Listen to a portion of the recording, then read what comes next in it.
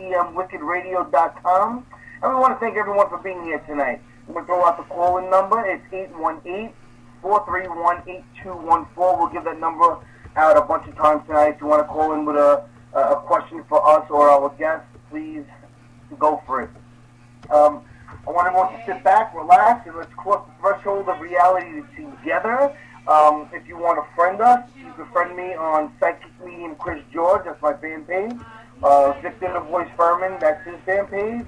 And Jeremy Moonshine Adams, that is his fan page. As well, you can join our Vision Quest group on Facebook or our Vision Quest group on Google+. Anyway, why don't we touch on who our guest was last week and what we thought about her. We had Barbara Jean Carey. Jeremy, Victor, what did you think of our guest last week? I thought she was great, man. I thought she was very informative. She shared a lot with our listeners. I thought so, too. Well, what about you, Victor? Well, she's the owner of the Confident Mind Center in Malibu, and her combination of various psychic disciplines, energy healing, and also hypnotic techniques and hypnosis seems to be a very nice blend, and she brings a lot to her clients that way. Yeah, I thought she was a great guest. She was a lot of fun. She was a lot of fun, and I thought she was funny, and she kept up with us, because you know how we could be sometimes, and I thought she was a great guest, and I'm looking forward to having her on again. I don't know, Jeremy wrote something today on Facebook about me having some kind of rant. I think he got the shows confused between us and our other show, Second Sight. But since he brought it up, you know what, maybe I will rant just a little bit, if you guys don't mind. Do you guys mind? Go ahead, man. All right. First of all, I got a little problem with Jeremy Moonshine Adams. I put a post out there on Facebook today. Jeremy, I'm calling your ass out, by the way. Put a post out on Facebook today about a certain troll that's been giving me, what she thinks is headaches on our other show, Second Sight, coming in our chat room and trolling around and whatnot. And, Jeremy, who is one of my handful of only real friends in the world, comes out and says, I'm giving up power. Mr. Moonshine, are you there? I'm giving up power. And let me explain to you why, all right? I'm playing that bitch like a fiddle. You think, what's his name, the devil went down to Georgia could play the fiddle? I can play the fiddle just as good, okay? She doesn't bother me. Okay, she could say whatever she wants about me. She could call me names. It's irrelevant. But the fact of the matter is, it's not me personally she's messing with. It's my show.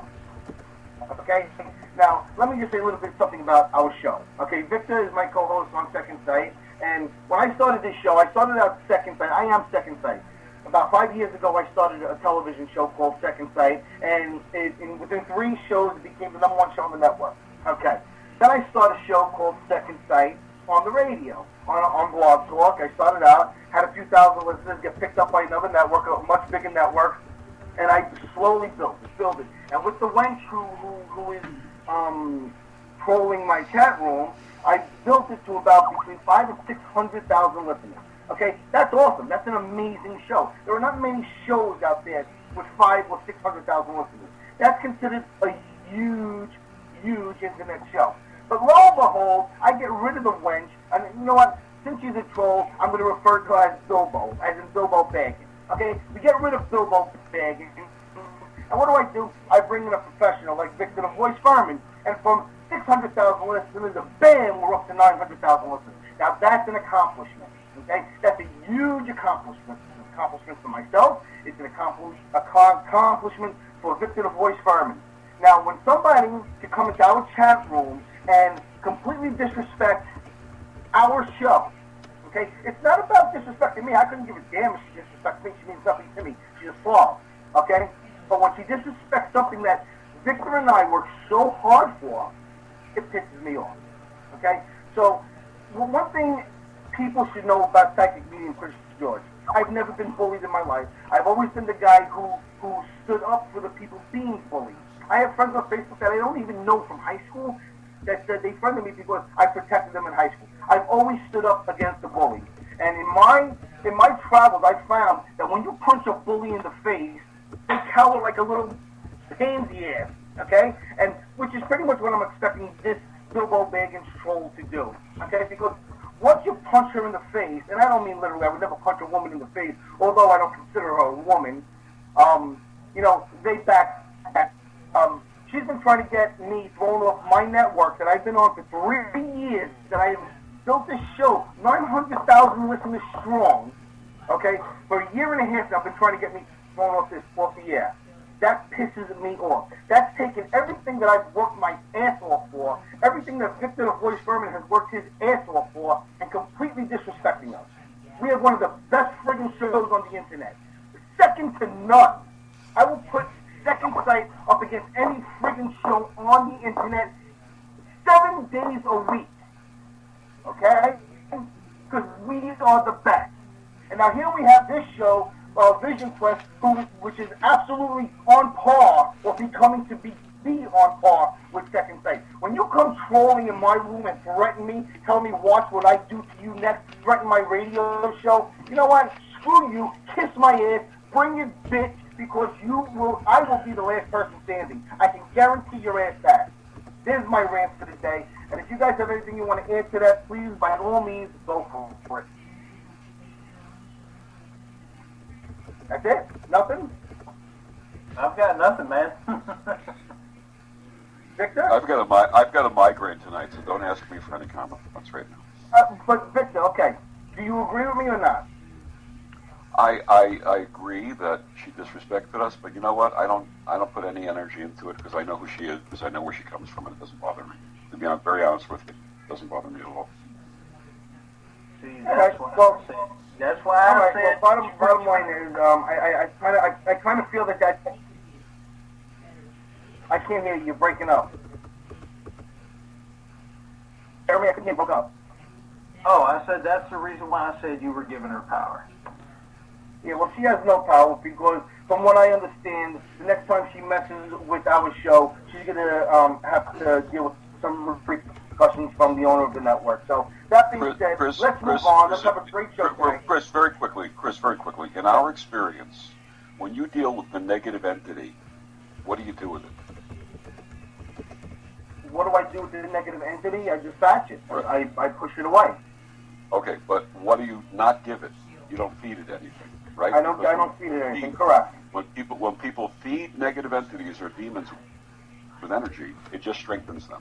When they acknowledge them, other than to dismiss them, it strengthens them. Think of her in the same way, in the same light. She's a negative entity. Let her go. Done. All right, done. She's gonzo. All right, let's get this interview going. Victor, why don't you introduce our guest for the night? We have a guest tonight. I didn't realize we had a... I'm just kidding. We'd like to really welcome a gentleman by the name of Frank Maris. Now, Frank, I understand that's really not your name.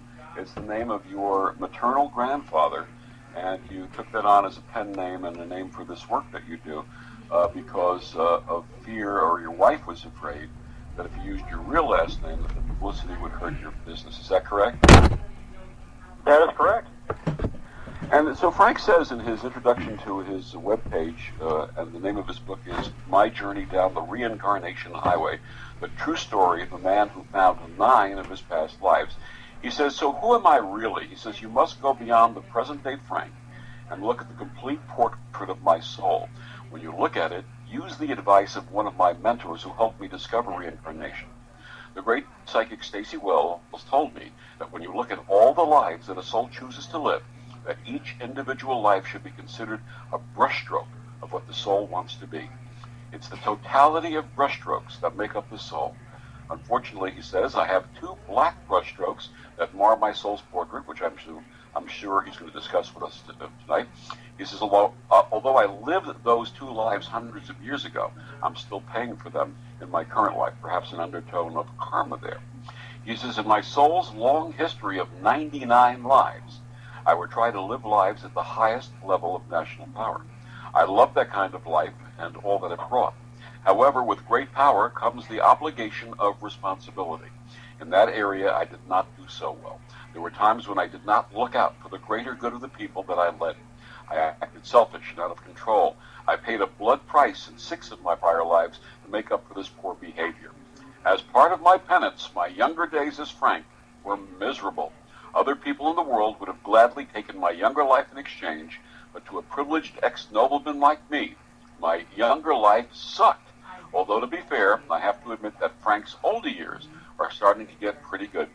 Using this life as an example, he says, things can turn around if you clean up your act and start living spiritually. Quoting the words of our guest tonight, Frank Maris. Good evening, Frank. Thank you. Hey, thank you for having me on. Well, Frank, how did you discover your reincarnation? Hello, Frank. Hello. Yes. How did I discover my reincarnation? Yes. A complicated process. I start out in life as an atheist. Not that I had anything against religion or anybody's beliefs. You know, live and let live, as far as I'm concerned.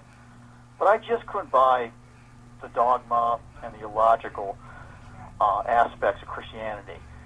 So I was an atheist, and I was that way right into my early 50s.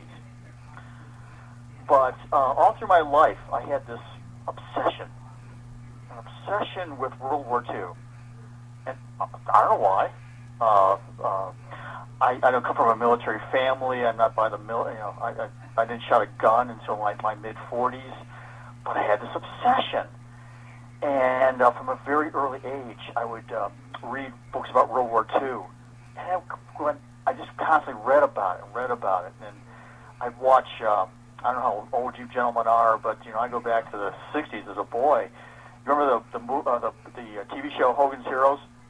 Absolutely.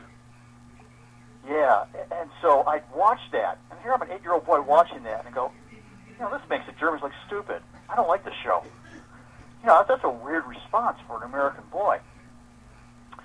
So as time goes on, I studied German for 3 years in junior high.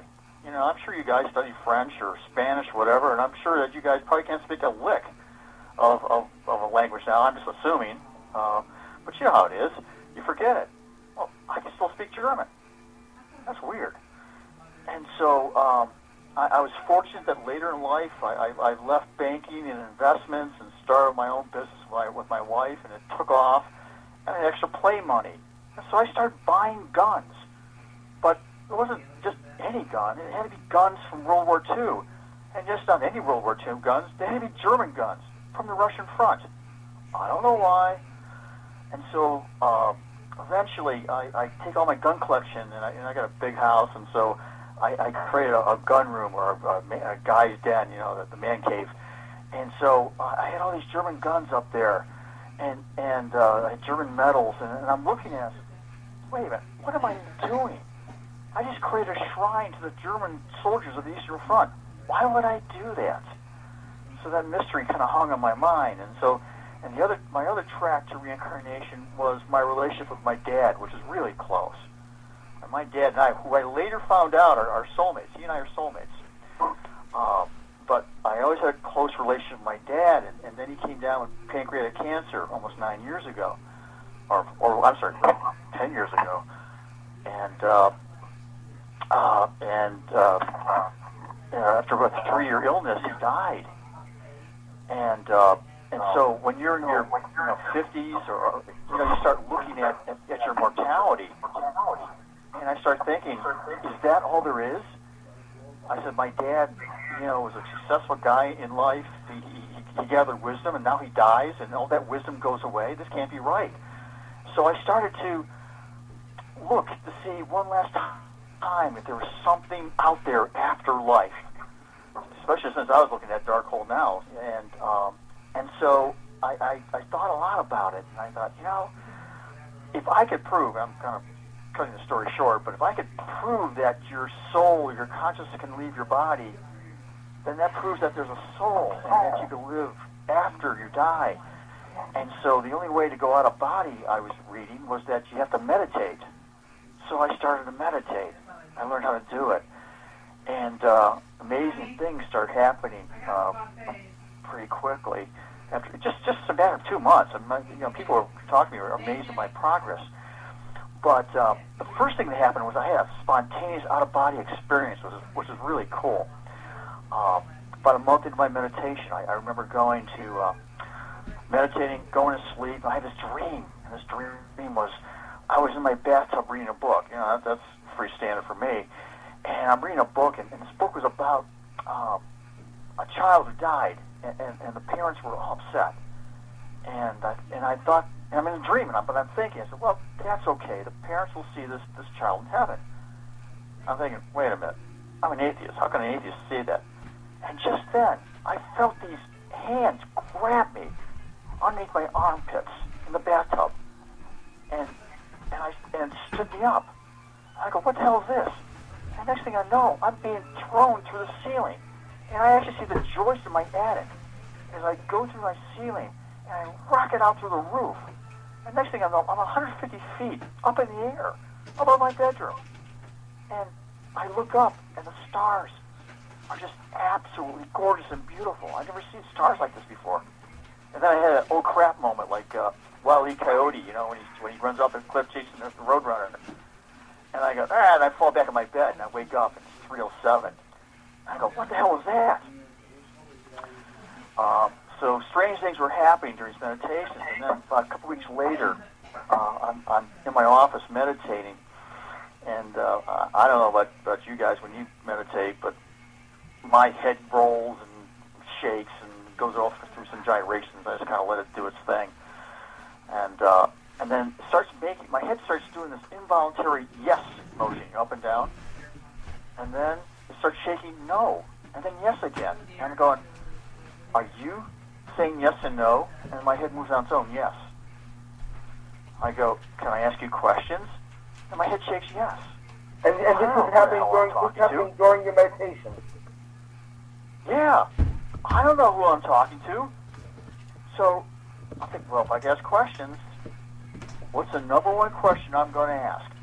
And just in the next room is all those German guns. And that I said, was I a German soldier during World War II? Yes. Oh my God. Well, you know, all I can do is ask you yes or no questions, like a binary system. Well, how do I get information? You were like a human pendulum. Oh, I'm sorry? I said you were like a human pendulum. That's very, very interesting. Yes. Yeah, exactly. I am a human pendulum. Exactly. So I have to go the long way. If I could get messages spelled out, I have to go, well, okay, first word, first letter, A, B, C, you know, like that. So I asked. I said, okay, when did I die? 1941? No. 42? No. 43? No. 44? Yes. So then it comes out, make a long story short, I died May 1st, 1944. I said, was I on the Russian front? Yes. Southern front? No. Central? No. Northern front? Yes. What was my name? And it goes through a long process, but Otto Kosterman. What was my hometown? Mandolin. What's my regiment? 23rd. What's my division? 11th. Well, by this time, you know, I'm so excited by getting this information that I pop out of my altered state, and I'm right by my computer, so I start Googling this stuff. Hey, was, you know, Otto Kosterman, well, there's no hits on that. But I did get hits in the 23rd Regiment, and the 23rd Regiment did belong to the 11th Division. And the 23rd Regiment recruited by Königsberg. And Königsberg, or Mandolin, where I came from, is a suburb of Königsberg. And the 11th Division did serve on the Northern Front. So I had validation, like, right away. I said, holy Frank, smokes. can I stop you? Frank, can I stop you 1 second? This story is amazing to me, and you really piqued my interest. I want to know, how long did this process take for you to figure all of this out? Because this is just blowing me away. Well, it's a journey, you know. So I'm an analyst by trade, you know, early on before I got my business, and so, you know, I get information and I push it, you know, and I look for the validations, and so and there's a lot more to come, and a lot more to come to my story. But I just cracked open the door then. So I kept asking questions. Anything for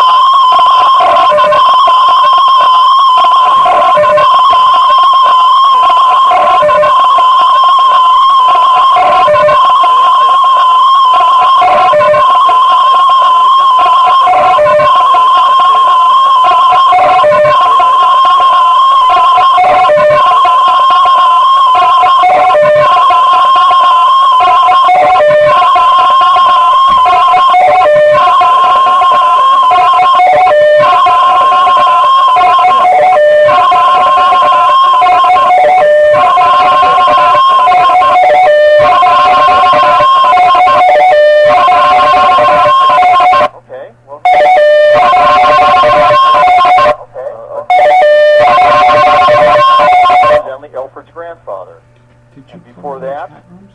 I was a cavalryman for the Germans in the 1700s, fighting for Frederick the Great. Shot in the back on patrol, and then I keep going back and back and back, but I keep finding I keep getting killed, and I'm a businessman. You know, no violence in my life. You know, it's pretty easy. You know, I was like, why do I have all this violence and blood in my past? And here I am, it's complete opposite in this life. So I want to know, what did I do to kick off my universe? What did I do? You know, why do I keep dying violently? And actually, that's what my spiritual quest is all about.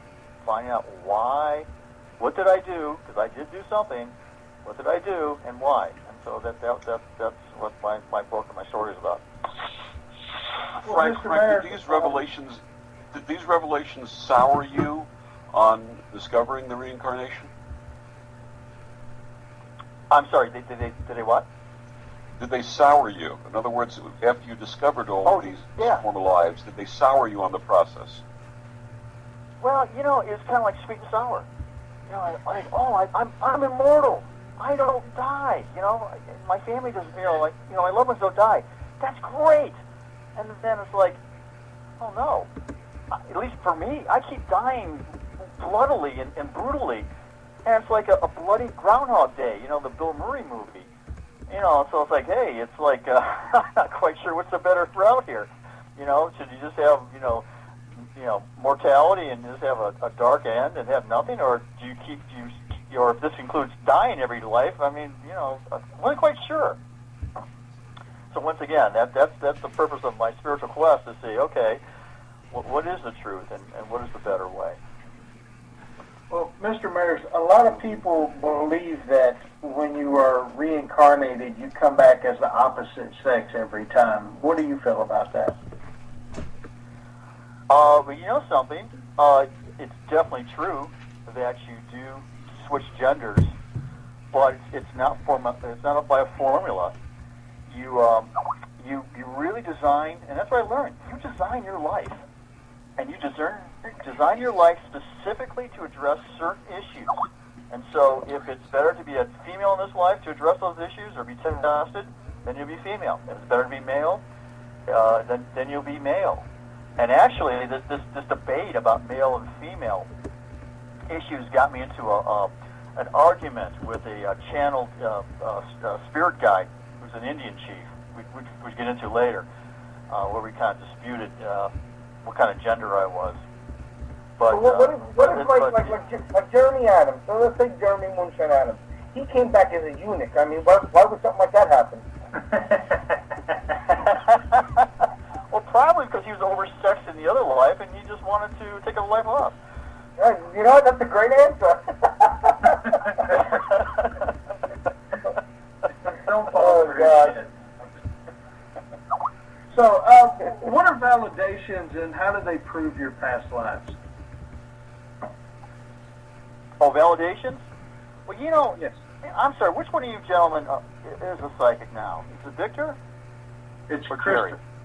It's Chris. Chris Christopher's Jordan. a psychic. Yeah. Yeah. Chris George. Okay, Chris. Well, you know what? The big proof of, as far as if you really have a good psychic or you're having a good reading, is that the spirits give you validation. They give you something that only you know about, or something that can be proven. And to me, when I first got into it, that was a high to see validations. That is so cool. And so the validations I got was, for example, when I was reunited with my father, that was early on. I met my psychic trainer, Brenda Pastani. I was looking for a meditation class or group, and I found her through meetup.com. And so I go to her class, but I found out it was a psychic class. I go, oh, wow, do I belong here? Well, I found out that I did. And so as I got to know her, she just kind of matter-of-factly talked about, hooking up clients with their deceased relatives. And I go, wow, you can do that? Not that I believed her, but, I went for it. I missed my dad. And so I had a session with her. and I'm reunited with my father, you know, and it was such an emotional experience. You know, tears would come in my eyes, and it's definitely my dad. But the validation he gave me was really cool, because when he had cancer, we found this herbal tea called Essiac, which is really used in Canada, and it's really effective. And it really, if you have pancreatic cancer, you're gone in 6 months. Well, we had him with this stuff. He hung on for 3 years with no pain, and his doctors were just astounded. And eventually he moved on.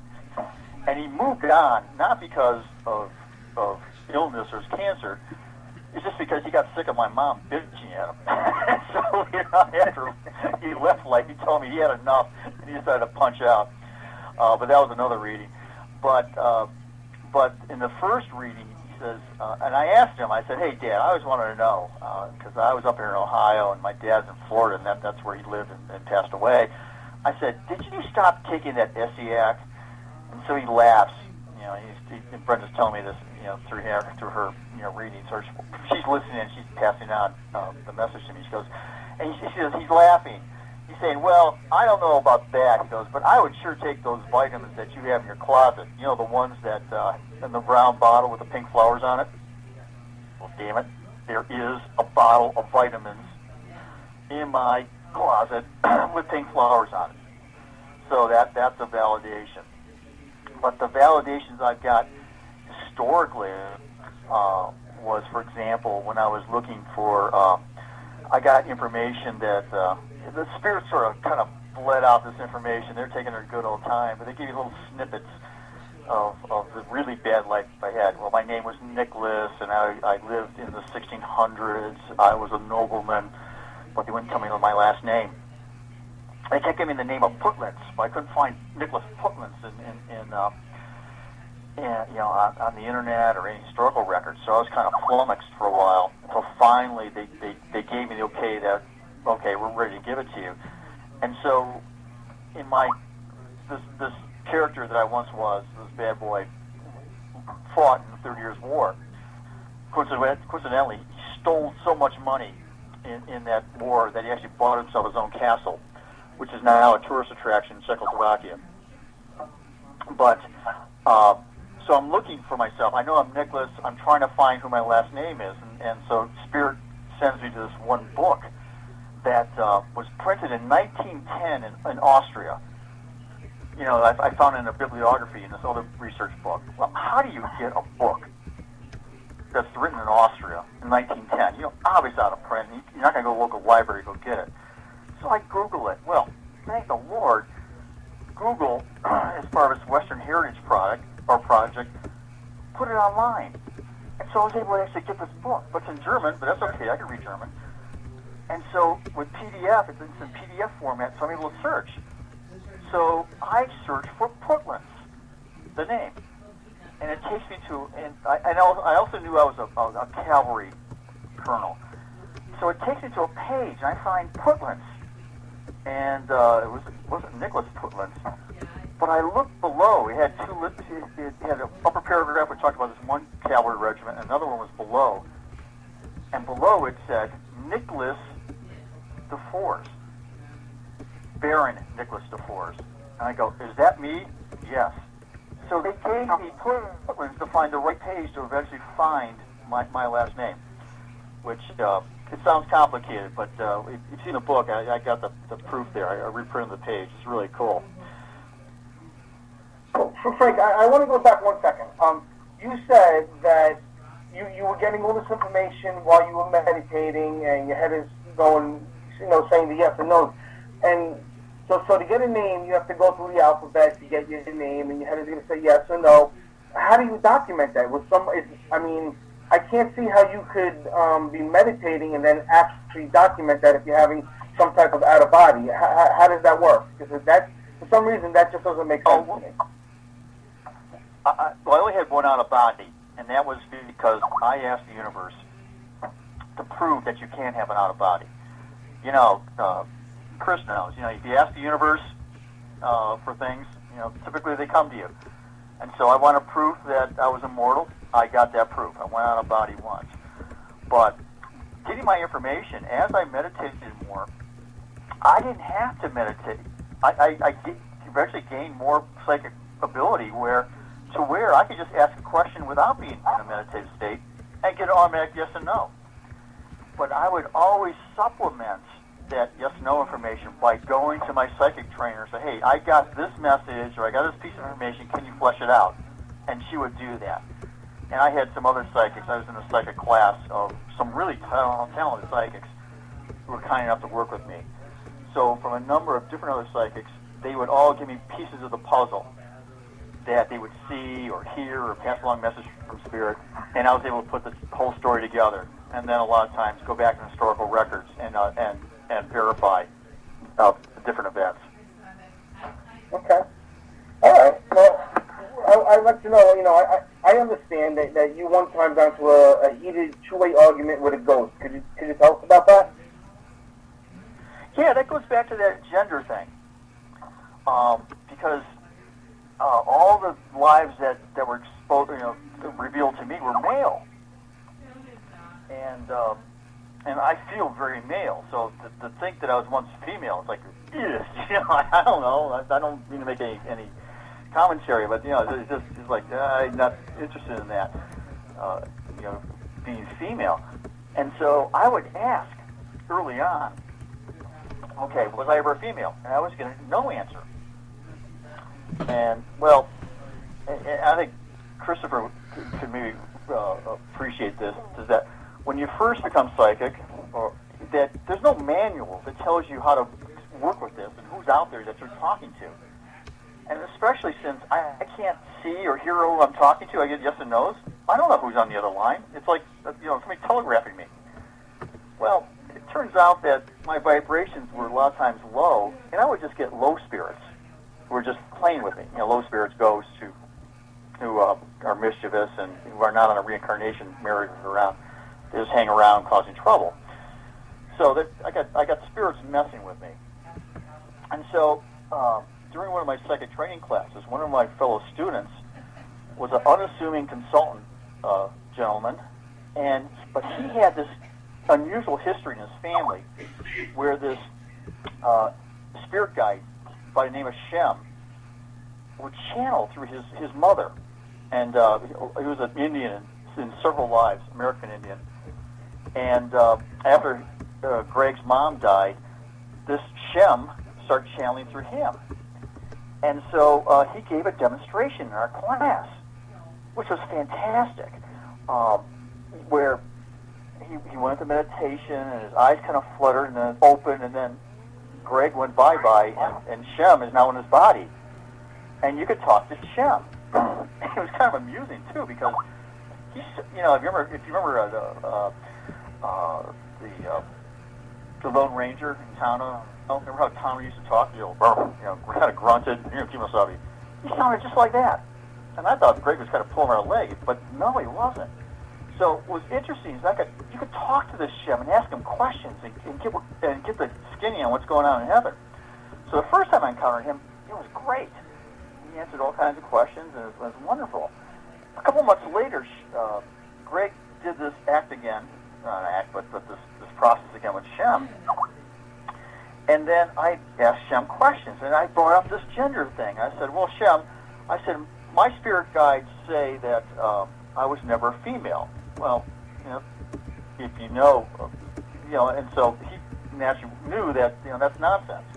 He goes, well, who are you talking to? I said, we're talking to my spirit guides. And he just goes, you're not talking to your spirit guides, you're talking to low spirits. And he's berating me. It's a spirit with an attitude. I don't know what the deal is. And so, and then he starts berating me about... Frank, let me just say, sure. If spirits do have attitudes, they have senses of humor, they have anger issues, if they are very much in depth the way they were in life, so that's very, very, very possible. Yes, I agree. Except I didn't know it at the time. The whole class, big class watching, we're all in reverence because you think you have a senior spirit guide down here. You think, it's the aura of magnificence and love and all that. Well, I thought he's got an attitude. So it's like he's getting chippy with me. And then he starts getting on my case about my psychic abilities. He goes, well, this is yes and no stuff. This is not right. And I go, wait a minute. This is all you guys are giving me. I'd love to have more, but this is all I got to work with. And then he goes, he gets into something else with me, too. And I go, look, this is all that I get. And by the way, I said, I'm not coming back here again. This life sucks. This is my last time down here. And he goes, you don't make that choice down here. It's only up there. So, I guess you had to be there. I wish it was on video. But, I know what it was. I'm sorry. I just important thing. He was a warrior. I was a warrior. And he's giving me attitude. And so I told him, I go, look, I said, you owe me respect. And I used an Indian term, American Indian term, to convey to him what he owed me. I said, look, I counted coup on my enemies. You owe me respect. And he exploded. He goes, and what does that have to do with this life? Well, Very Interesting interesting story. Go ahead, Jeremy. What is the most heartwarming? I've asked Chris this also. What is the most heartwarming or inspirational episode from your spiritual journey? I would say that my dad was passed away when my kids were only 4. I had kids very late in life. I had actually triplets, so that was tough in itself. But my dad died late, or I'm sorry, they were too young to know him, and I have a niece and nephew too. So he had a total of 5 grandkids, and so he died. And I always felt bad that he didn't have a chance to spend that much time with his grandkids and to pass along his wisdom.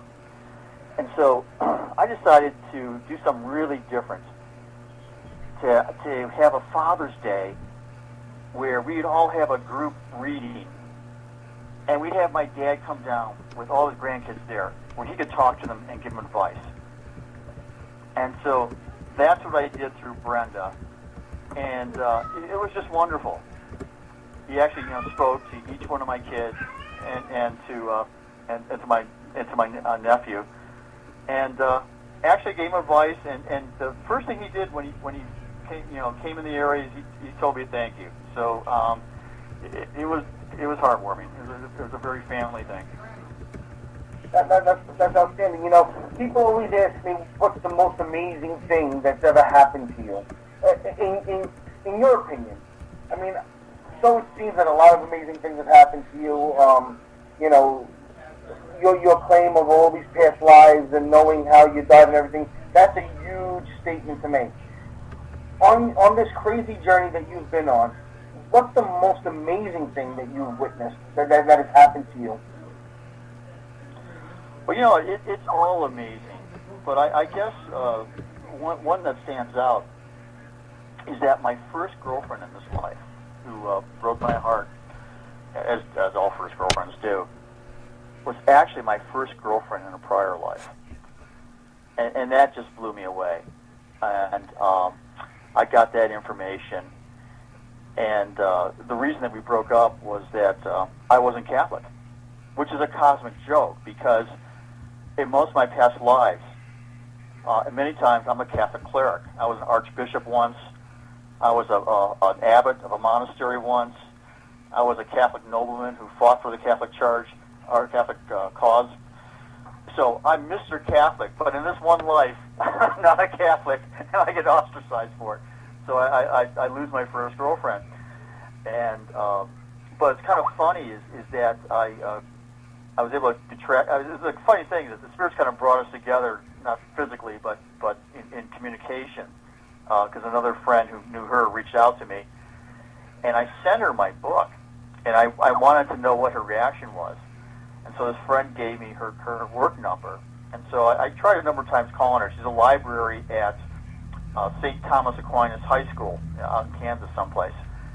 And ironically, St. Thomas, another cosmic joke is that as Archbishop back in the 1200s, I actually ordained St. Thomas Aquinas as a priest. But That doesn't mean anything. That's just one of those funny coincidences. Out of the nine past lives, can you go in order from the oldest to the most recent?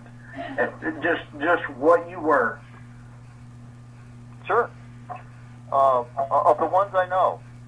Well, actually, I was once a Mayan priest.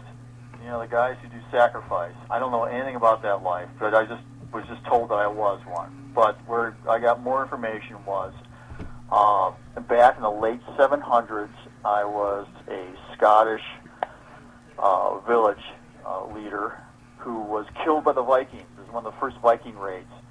And so I was defending the village with my brother-in-law beside me. He fell or got struck or something, and he fell to the ground, and I straddled him to protect him with my shield. And as I held my shield up, a Viking came in with his axe and gutted me. So that was, my name was Gorman then. And then the next one I knew was as of Conrad von Hochstaden, Archbishop of Cologne in the 1200s. I'm the guy who got the money and laid the cornerstone for the famous Cologne Cathedral. But I was a bad dude then, womanizer, power-hungry,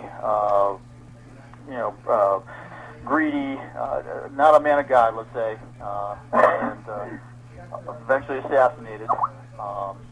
Then after him, I was a fisherman named Thomas on the Baltic Sea, once again German. After him, I was the abbot of a monastery, Cistercian monastery in the Rhineland in the 1500s. Lived to be an old man in the 90s. I eventually became blind. Got in disputes with the civil authorities, and somebody poisoned me. This doesn't count as far as being murdered, bloodily. And this is as you were an abbot? It's my time to go. I'm sorry? And this happened while you were an abbot? Yeah, when I was an abbot. That's a very political job. You get into a lot of power, and you get into disputes with the secular authorities. And so somebody bumped me off. I was blind, and I was 90. So anyway, it's time for me to go anyway. So no complaints there. Frank, I want to ask you a question from Miss Karen in the chat room. She wants to know if you have had vivid dreams of your past lives. That's an excellent question because a lot of people do. A lot of people do. And the answer for me is no. Snippets. Brief snippets. Or once in a while, I would use a self-hypno-regression tape, and I would get visions when I was a bishop. For example, I'd see my two horses or barracks. I had an army. I had my own personal army, so I saw army barracks. I saw one of my armored soldiers. So just in meditation, it's just but no. But a lot of people do get those, but not me. All right. Jeremy, you got the next question? Yes. What is one of the funniest episodes from your spiritual journey? Oh, that's a good one. This is my famous naked Jennifer Aniston story. Oh, yeah. Now we're talking. Oh, yeah. Yeah, we all like that.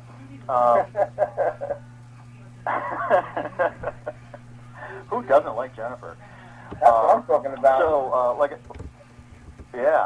So I own a medical consulting business that does great. It's been in for 20 years. So my wife gets the bright idea of opening up an art studio too.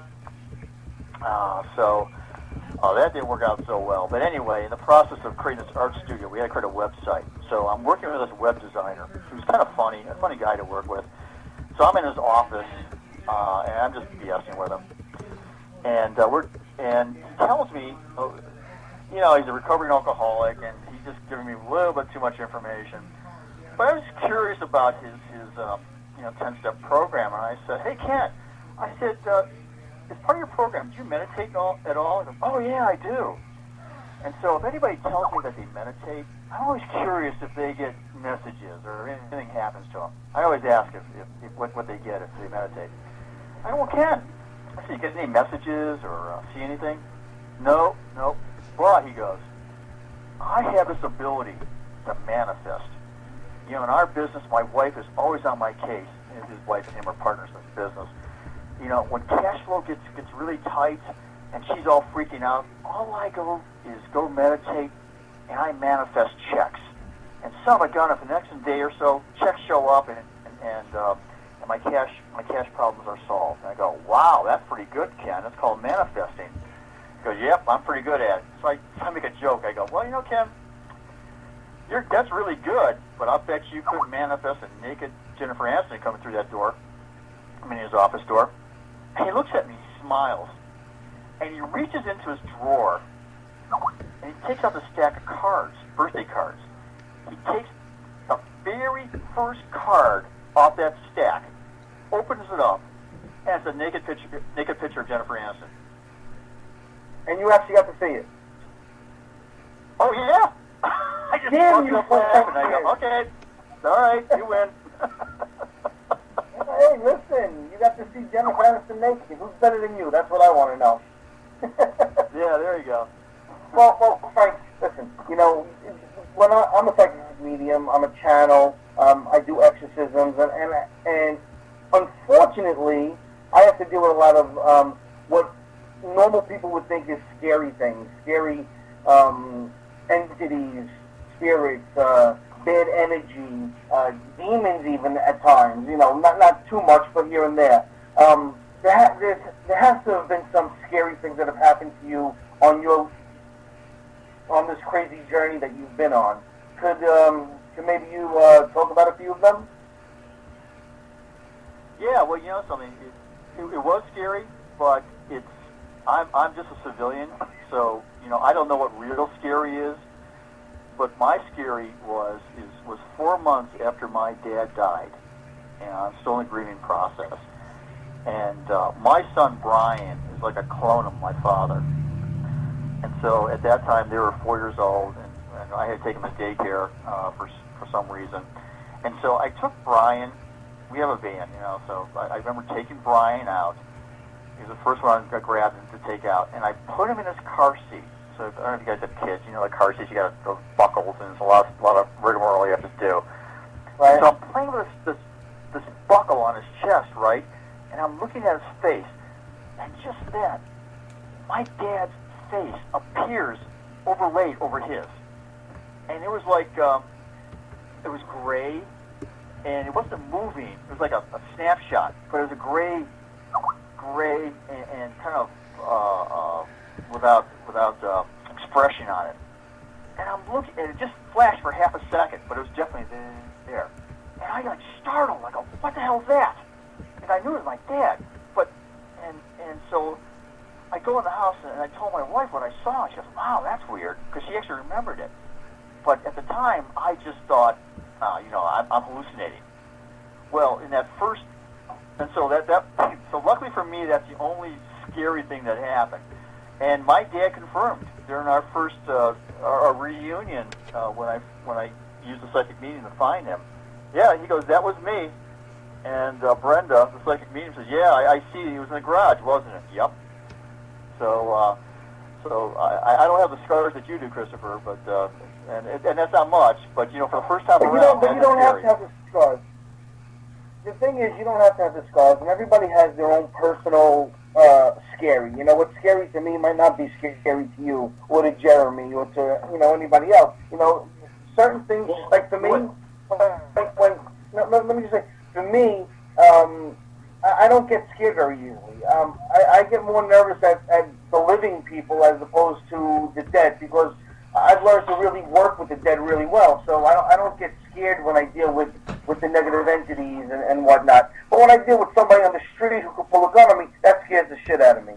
So everybody has their own personal fear factor or scare threshold, and who's to say who it is for each of us? So I get it.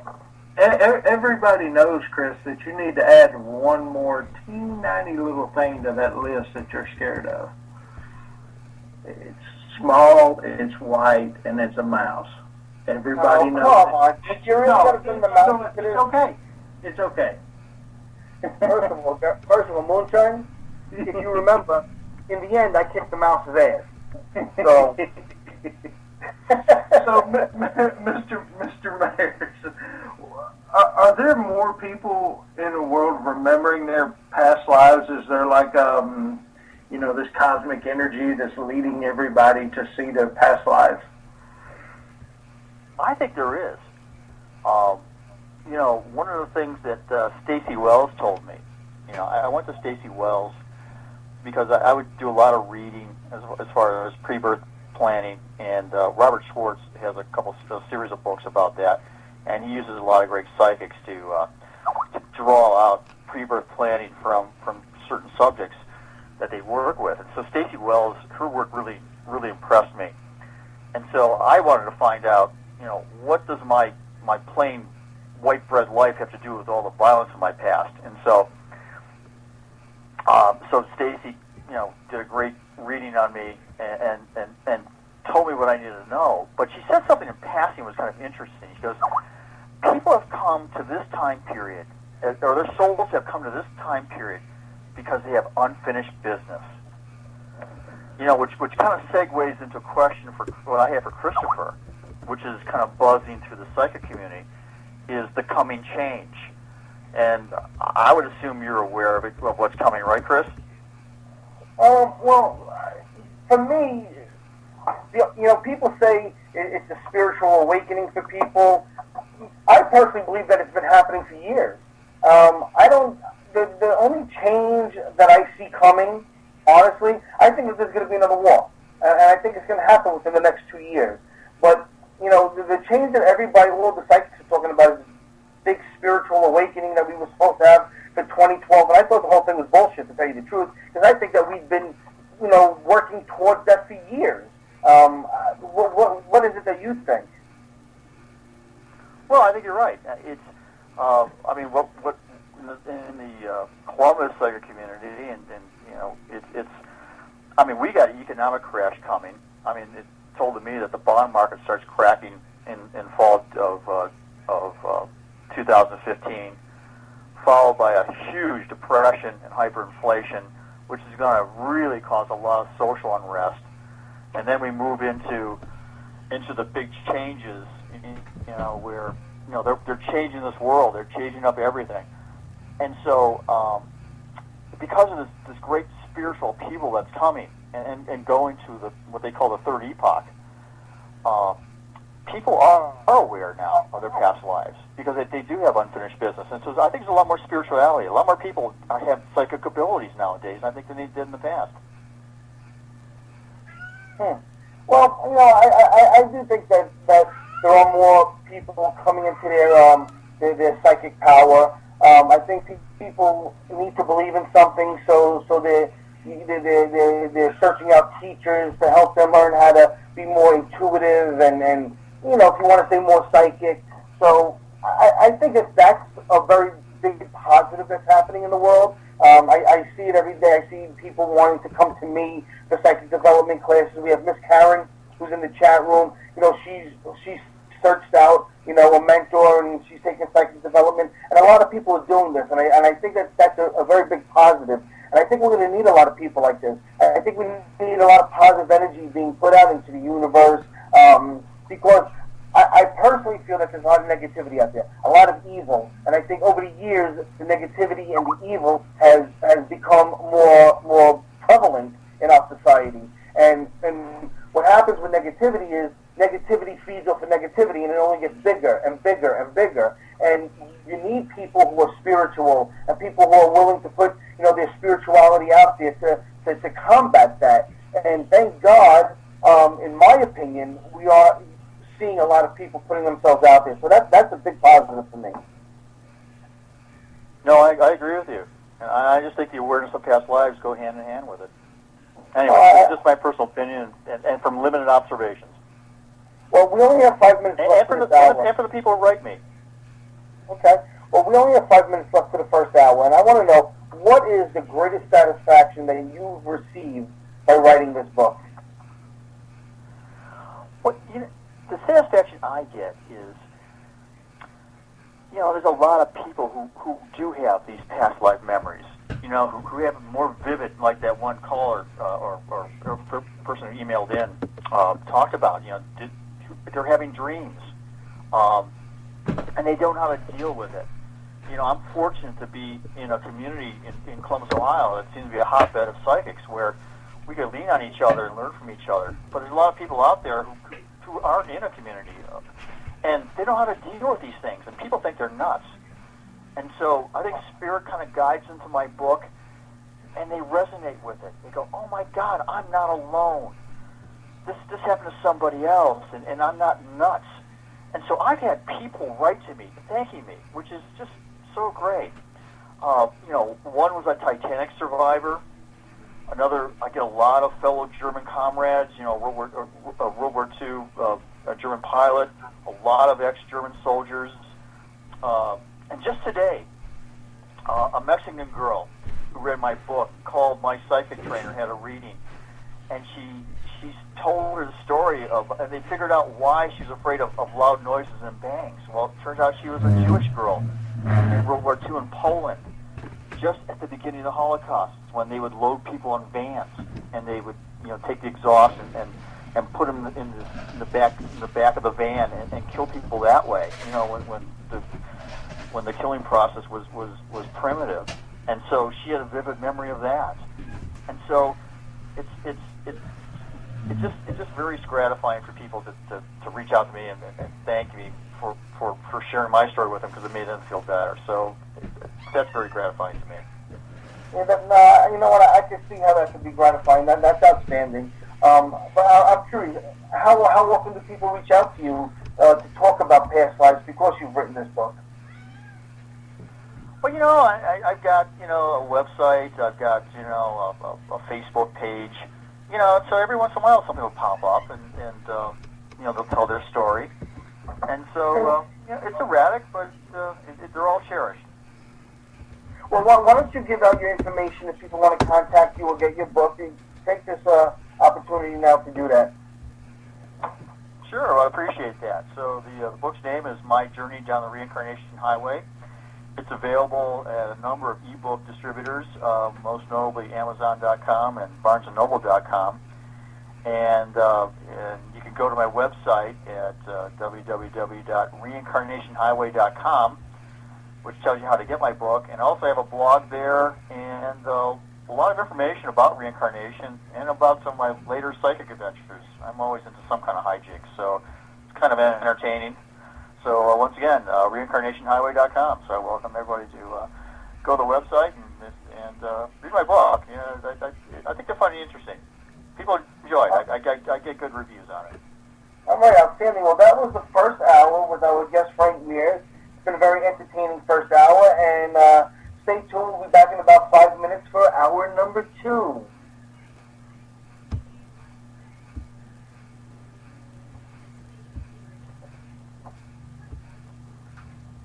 All right, are we on break?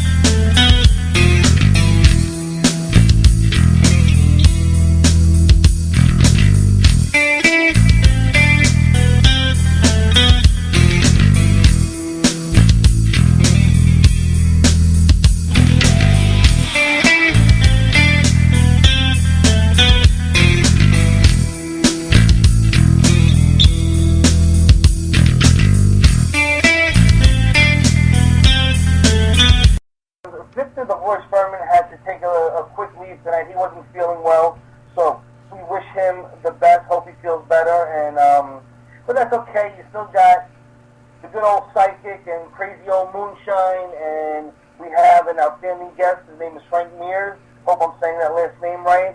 And we're talking about reincarnation. Mears like Roger Mears.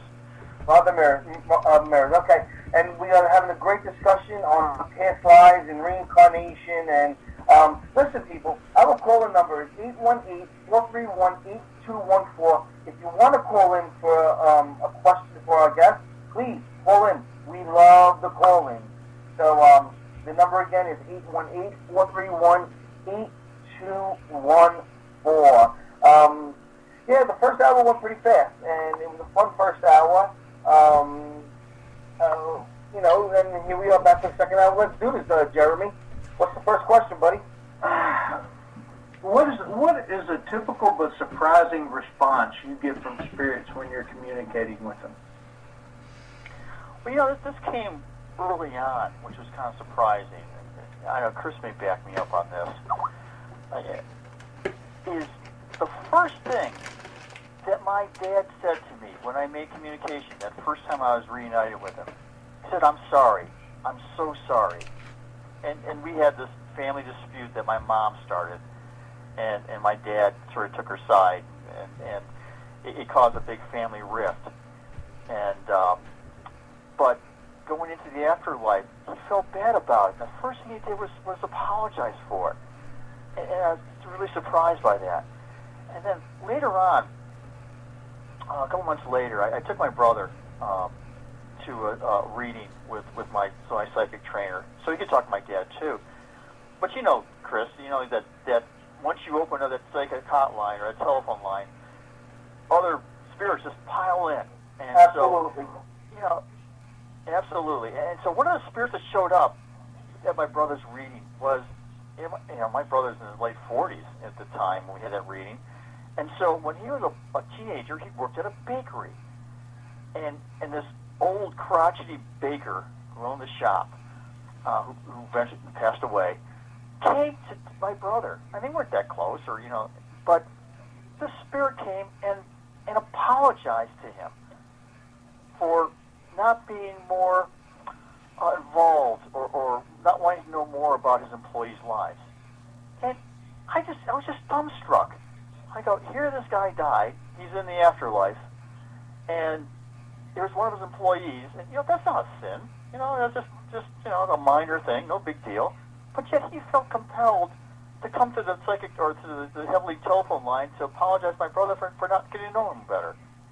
And that just struck me as just amazing. I don't know, did you encounter that, Chris, at all? Many times. There are many times I give readings. Just the other day, I gave a very, very sweet woman a reading, and the first thing her father said was that he was sorry. And she said, "This makes no sense to me because we had a wonderful relationship. My father was the greatest father in the world. You know, he never did anything bad to me or against me ever in my 48 years. She was a 48-year-old woman." And I said, "Well, I don't know what to tell you, but he's telling me that he's sorry." And she says, and me, you know, she kind of gave me that look like I was a fraud, which pissed me off. So I kind of opened up even more, and he said, "Tell her I'm sorry about when she was 16 when I didn't believe her." So Spirit, hold on, and when I said that to her, she started just crying, and she says, oh my God, I forgot about that." And you know what? This is something that this Spirit, you know, he was in his 80s, or in his late 70s when he passed, and he's thinking about when his daughter was 16 years old, and he wanted her to know that he was sorry for not believing her about a certain something that she said when she was 16. So I get that all the time. They always want to apologize for something. So Yeah, that makes perfect sense to me. Well, I had a question. It was a follow-up, and I just lost it. Okay, here we go. I remember now. This is actually for both of you. How many times have people walked up to you and told you that you're full of shit? All the time. especially my wife. That's funny. Well, I can answer that question. I don't know how many times. I would say maybe 3. One time, I was in the street and I was drawn to give this woman a reading. I just went up and started talking to her, and some lady walked up to me and said, "You're the white devil, and you're a liar," and told the woman that she shouldn't believe me. Meanwhile, I gave this woman some really great information. But one time that really, where somebody said that I was a fraud, and it bothered me more than anything. It really bothered me because she went on my fan page and said that I was a fraud. I had done a seance for about 15 people, and when you do a seance, the thing about seance is I can't guarantee that somebody's going to come through for you. All right, I can guarantee you spirit will come through, and more than likely 1, 2, 3, maybe 4 spirit will come specifically for somebody there. And I gave, I was trained, and 14 out of the 15 people were like blown away. They loved it. Oh my God, Chris George, you're the best. Blah blah blah blah blah. Basically telling me how great it was. This one woman looked at me. She goes, "I'm not buying it." I said, okay. I mean, I'm not going to try and do anything more than I've done. I mean, this is what I do. Either you get it or you don't. She said, "Well, I wanted to hear from somebody," and I said, "Well, did you?" She says, "Yeah." I said, "Whoa, you wanted to hear from somebody, you did, and I'm a fraud?" She was like, "Well, I don't like what he said." I said, "Well, it's not for you to like what he said. What he said is what he said." I said, what he said, is it true what he said?" She said, "Yeah." I said, "Okay, so you wanted somebody to come through. He did. He told you something that was true, but you didn't like what he said, so I'm a fraud?" She said, "Yeah." She went on my fan page and wrote that I was a fraud, which really pissed me off. But that was the only real time anybody's ever said that to me. Well, Chris, I get roasted on my fan page. I get mostly good feedback, but then I get, "Oh, you're a charlatan. You're just in it for the money." And honestly, God, truth, I'm losing money on this venture. But, this is part of my spiritual mission is kind of spread my stories to people who need it. But, I'm accused of making all kinds of money and being a liar and a fraud and, nonsense. So, well, Frank, I'll say this. Brutal. I'll say this. Yeah, Facebook could be brutal. I'll say this. Whenever you do something, whether you're the real deal or not, people are going to criticize you. When you put something out there for people to read, okay, it's their right to criticize, whether they think you're full of baloney or you're the real deal. So, I go through this all the time on Facebook. Somebody wrote something on Facebook the other day about a paranormal investigator named Zach Baggins, who I think is the biggest joke in the paranormal community. And I said that. And the person got very upset with me for saying that. I'm like, listen, if you put something out there to the public, it's there to be scrutinized. It's there for, I'm allowed to put an opinion out there. I put stuff on Facebook all the time that people don't agree with. I mean, I get inboxes from people telling me, I'm a horrible person. How could you write something like that and they unfriend me? It's irrelevant to me. And I'm going to tell you, it should be irrelevant to you. Whether people believe you or not, whether we believe you or not, it's all irrelevant. It's what you believe. You did something that that you wanted to do.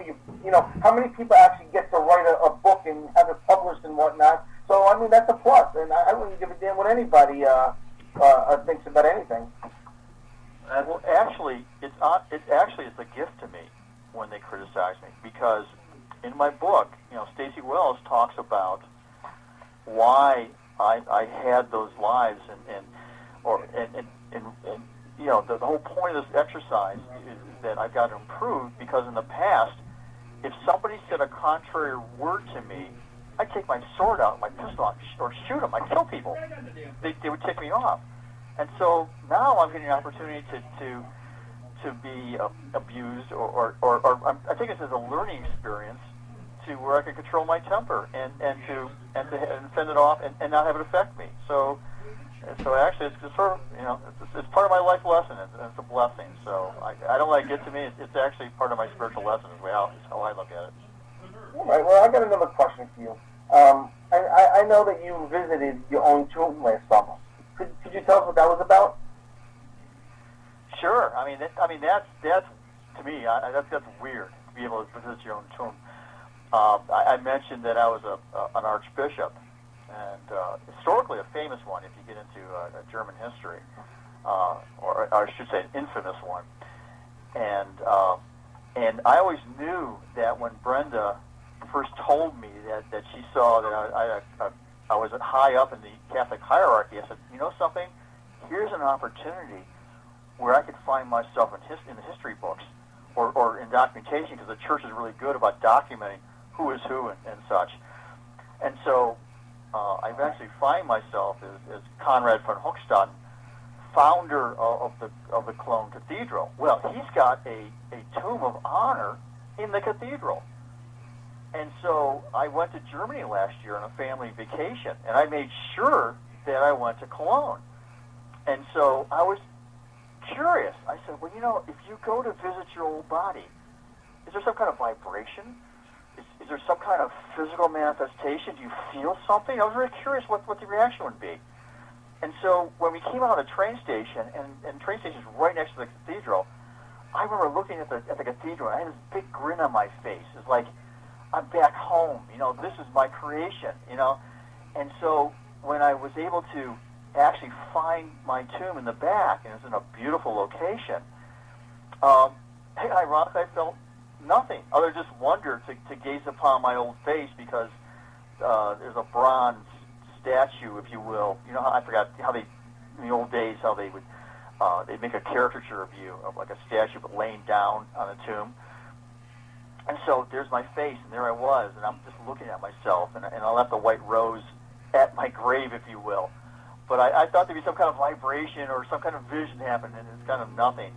And maybe because my body was no longer there. I found out later that in the late 1700s or early 1800s, the French soldiers sacked the cathedral, and they were emptying out all the tombs, looking for, you know, jewels and booty, and all the bodies, including mine, were kicked out in the street. So all that was there was left was my the statue of me. So they kind of reconstructed the tomb, but the tomb was empty. So anyway, it was a cool experience. Unfortunately, I didn't get any vibration out of it, you know, supernatural, but it was still cool. Well, tell us about your out-of-body training at the Monroe Institute. Well, that was an amazing place. You know, I'm a piker compared to Chris George as a psychic. You know, I'm just a human pendulum. I only get infrequent clear visions. Only when they tell me something important will they give me a vision. Other than that, my TV screen's blank. I only had one clairaudient message, which is a funny story that we tell another time. So I have limited ability. So I'm kind of like an AM radio, while Chris George is like a high definition, you know, interactive four-way quad speaker system where you get everything. You're gonna make his head swell, and then that causes problems. So Impossible. Oh no! Listen, you gotta give credit where credit's due. I'm like I said, so I'm a piker, and I wish to be like Chris George.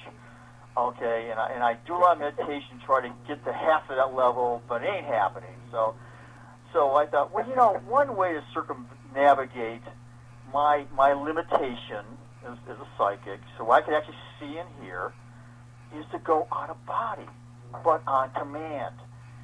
And so if I can, you know, do that, well, then I could go to the other side and see and hear and touch, and it'd be cool. And so I read the works of Robert Monroe, who started the Monroe Institute, dedicated to meditation and to out-of-body studies and training. And I also read the works of Bill Buhlman, who's sort of like, to me, the successor to Robert Monroe. And Bill Buhlman really, I really resonate with him because he was also a German soldier in World War II. For some reason, being a German soldier on the Eastern Front is somehow the ticket to spirituality to me. And so Bill spent 40 years doing out-of-body work. And so I always wanted to go to Monroe Institute. And when I investigated the courses, I found that Bill Buhlman was actually going to teach a course there for a week. Damn it, nothing's going to stop me from going there. So I went. And it's a fantastic place to go. It's in the Blue Ridge Mountains. It's beautiful there. And it's sitting on a mountain of quartz crystal. Now, I don't know about, they say that concentrates energy, and so, but then I had a class of probably about 22 people. Half of them were psychics. Most of them were intuitives. And so you had this concentration of high vibration. And sitting on that quartz mountain, my psychic abilities just took off. I'm having visions. I'm having comrades from World War II come visit me. It was just amazing. Even silly things. I don't know if you know this little video game called Bust and Flow, where you have these multicolored balls that you eliminate. But there's like dots on a computer screen. Well, I was playing that game. Wait, multicolored balls. Wait, Frank, you said multicolored balls? Balls, yeah, like balls, like little dots. That just reminded me of something. Jeremy was telling me that Kenesha actually painted his multicolored just the other night. Anyway, go on with your story. I'm sorry. You dick. Wow, lucky you, Jeremy. That's what I'm talking about. That's what I'm talking about. Go ahead, I'm sorry. Go ahead. That's okay, no, that's good. That's a good story. That's a better story than mine, let me tell you. So anyway, the first meditation I have at the Monroe Institute, I had this vision of me being in this field of rather multicolored dots. All these these dots turn into three-dimensional balls. I said, oh boy, I'm in for a hell of a week. This is going to be great. And it was. It was like going to a psychic Disneyland where all your powers are all amped up. And so we got to listen to Bill's lectures and go through training exercises. I mean, it takes 6 months of study and work and hard work that you have to do at home to get yourself in condition to do this. But it was a fantastic experience. But for me, I got to be 1/4 of Chris George, and that was worth the price of admission alone. So that was great. You're a nice guy, Frank. And unfortunately, once I got home, I deflated like a balloon right back to Frank Mears. So I'd like to know, how can my past lives affect me? Well, it's kind of interesting. Things carry forward. There was, early on in my spiritual journey, where I didn't meet up with Brenda yet, so I was looking for direction, and I went to this massage therapist, and his name is Tony. Well, it turns out he's also psychic. He could see shadows out of the corner of his eyes, very intuitive. He does a lot of energy work. And so he clued me in that my out-of-body experience that I had was legitimate because he had one too. And Tony's actually, I still see him, out. He's part of the spiritualist community here. But he told me when he was doing his energy work, he says, as a soldier in your past life, you said you got stabbed, didn't you? It was in the left shoulder, wasn't it? I go, yeah, because I see this image, or I feel this image of a blade in your left shoulder that it left an energy cyst in you. I go, that can happen between lives? He goes, oh yeah.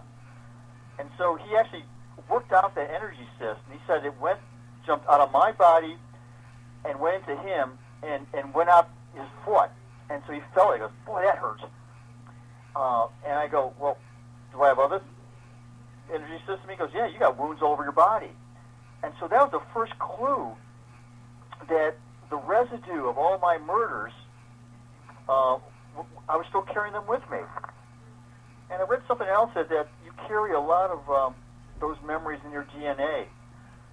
There's a lot of data storage available in DNA that we don't use for reproduction. But somehow these memories are held for your use, during your training in this life. So, these traumas go forward, and not the lessons. We get amnesia when we come down here, but the trauma and it goes forward, and the obsession, like the obsession I had about German guns. That's something that stayed with me. So yeah, it does carry forward. Well, what are some of the signs that I may have a past life problem? Well, I don't know. What do you call a past life problem? Other than maybe a unhealthy obsession. I'd like to add to that. You say what is a past life problem? I'll give you a for instance. I have a friend, and I've told this story on my other show. I have a friend who's absolutely brilliant. She's a feng shui expert. She's an astrologist. She's a numerologist. She has lectured in colleges. She should be very well off. She should be very comfortable with her life, but she lives in poverty. And the reason she lives in poverty is because she plays with a pendulum all day, and she tries to figure out her past lives. And in every past life, it's been torture, and she's been killed by her husband in every past life, and she's been a prisoner. And how do I fix my past life? How do I fix my past life? She forgets that she has a life right now to live, and that's the problem. That's an example of problems in a past life. People who say, well, because I was a prisoner, I was locked up in a cage as a prisoner in my past life, that's why I'm a prisoner now. And I say, that's bullshit. You're a prisoner now because you allow yourself to be a prisoner now. That's my personal opinion. So, that being said, I will ask the question again, and maybe, that kind of puts it in perspective. What are signs that you may have had a problem in your past life? Well, Chris, I couldn't agree with you more. You said it perfectly. Okay, thank you. You have these hauntings. You know something? I'll give you an example. I'll give you an example because my next book, my sequel, deals with. It's a sequel, but it goes into romance, if you will. I got reconnected with my soulmate. And people misuse the term soulmate. They use it in a romantic term that, oh my God, it's my soulmate. We're just so perfect together. We're so in love. That makes us soulmates. No. A soulmate's defined as, we are all chips off the divine energy, the divine consciousness, and so souls are sort of born in groups. And so your group, when it's born, my group is actually 6 souls, but the groups tend to be more than that. You have the same vibration, because you're like twins. It's like so you know each other, and you spend a lot of lives together. And so you're naturally drawn to each other when you're in the flesh. And so we help each other by playing different parts in lives. And so this woman, I've been involved with in 12 other lives. I found out with this woman, and so we've been married many times. And so this is deep physical connection between us. This is amazing. But she comes down here with an issue. In that she's trying to get away from domineering, emotionally abusive men. And so that's why we never got married, because we had this wild affair when, 25 years ago. And it was just, soulmate sex. It's just fantastic. And we should have been married, but she could not get past this guy who would not let go of her. So she'd sleep with me, but go out with this guy. And so I got tired of waiting for her, and I moved on. Well, son of a gun, is that here, most of the time, if you blow it, well, then you have to come back in another life to readdress this very same problem. So that kind of goes back to what you said, Chris, where you got abused enough in the last life, and so that's why I'm using this one. That's true. Well, here, my soulmate gets a chance, gets a second shot in the very same life. So she marries a guy who's emotionally abusive, and we start getting involved with each other. And here we can move on and finally have a life together. But her challenge is that once again she's got to get by an emotional guy, an abusive guy. And so there's just an example of and she's got to rise above it. And so you're absolutely right, Chris. You've got to rise above these issues and conquer them, and not wallow in them. Absolutely. And I find that people wallow in past lives. People come to me for readings all the time. They'll say, "What was I in the past life?" And I can do it. I do it all the time. But my problem is, I can't. It's very hard for me to prove to them what they were in their past life. I can tell them whatever I want. I never lie. If I don't get something, I don't give it. But and they're so worried about what happened in their past lives that they literally forget to live this life. And that's a message I want we have a lot of people listening tonight. That's something I want you guys to resonate with. You can acknowledge a past life, but don't dwell on it, because by doing that, you're giving away this life. You're not living today, and it's so important to live today, because who knows what tomorrow brings. So live your life now, and don't live it in the past, because all it's going to do is screw you up. And that's my message for the day. Go ahead, Jeremy. I know you have a question there. It is, because I'm still trying to figure out how I was an Egyptian high priestess in a past life. Well, everybody's been an Egyptian priestess in their past life, according to half the psychics out there. Oh, man. All right. How can past life... Let me add on to what Chris said. Chris, once again, you couldn't have said it more perfect. Because people write to me and go, oh, I want to learn about my past lives. And my response is always, why? Why? It's like, if you want to know about your past lives, when you die and you cross over, you will know about every second or every minute about every past life you had. You will get that information. What's your hurry? What do you want to know about it, other than curiosity? You're sent down here to do a job and not to be distracted by this stuff.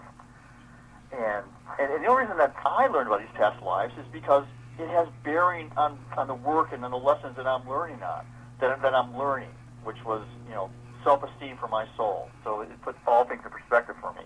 So there's a reason that I learned about mine. It wasn't that I was curious. I'm curious, but there was a reason behind it. So I couldn't agree with you more, Chris. You just have to concentrate on this life, and you will know everything once you get to the other side. Absolutely. Good, Jeremy. I know you had a question there. Yeah. How can past lives influence me in my day-to-day life, and why do we carry around unresolved issues from life to life? Well, it's a test. That's what it's all about. It's a test. An extreme example is one that Stacey Wells told me. She told me about the 5 typical things that souls work on. And it doesn't mean that you work on all 5 in a given life. Mine was to work on self-esteem and to learn that happiness comes from within, that I don't need other people to make me happy. That's my lessons in this life. And so I asked Stacey, I said, well, what's the hardest lesson to overcome? And she says addictions, compulsions. That is the hardest one to overcome. And she goes, I had one client who spent 100 lives getting over compulsion. And so it's like a video game, where if you lose the video game, you get a new life. You keep pressing the reset button. Same idea. So it took this character that she was talking about 100 lives to get something right. So you keep doing it until you get it right. I'd like to know, what is it that most people don't remember from their past lives? I mean, that's a hard question to answer, I would think. What they don't remember is pretty much, I must not get into the question, because you're given amnesia for a reason. And that right. is that so you start fresh. That you don't continue, if you're working on the same problem over and over again, that you don't pick up the ball where you left off last time, because you obviously were going down a wrong alley anyway. So they give you a different perspective and try it another way. And so that's the reason you get amnesia. And also too, I was told that the human mind, can't possibly remember or access all that information anyway. So there's a reason why we have this amnesia. But some people have don't have complete amnesia, so that's why they remember parts of their past lives. Well, you're listening to Vision Quest. He's Chris George. I'm Jeremy Adams, and this is DTM Wicked Radio Productions. The call-in number is 818-431-8214, and we are speaking with Frank Mayers and talking about his book, My Journey Down the Reincarnation Highway, the true story of a man who found 9 of his past lives. Hey, do you have a call number? Yes, I gave it, 818-431-8214. Call in, people. If you have any questions, call in, please. Go You know ahead, what? Frank. Well, hey, If somebody calls in, I have a signed copy of my journey down the reincarnation highway, and whoever calls in, you get it. Nice. well, you know, I can throw something out here for discussion. I think it's kind of interesting, which I learned that from Bill Fuhrman, who spent a lot of time visiting heaven.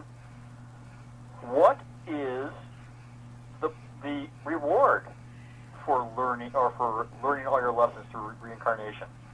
I got the answer to that. Well, what is it? Can you guess, Chris? I don't know. I'd like you to tell us. What is it? Okay. Here's Fuhrman is just a fascinating guy to talk to and a great lecturer. And so what he talked about, how heaven is structured, is everybody goes back, no matter what you did in this lifetime, you go back to heaven, or that higher vibrational dimension. And in heaven, what it's all about is that everybody, all souls are powerful, and you can manifest your own reality. And so, and that's a powerful ability that has to be controlled. So if you share heaven with other souls, you have to be able to be trusted with this ability. And so they only let you into the higher levels of heaven, which is more freedom, if you prove that you have self-control on Earth. And Earth is the hardest testing ground in the entire universe. Old souls don't come here because they're scared to death to come here because it's so tough. But if you prove yourself down here and you pass, you're allowed into higher and higher levels of heaven. Heaven's great no matter where you go. It's like pizza. There's no bad pizza. But there's Well, no, I disagree with that. I had a slice of pizza today made by a couple Mexicans.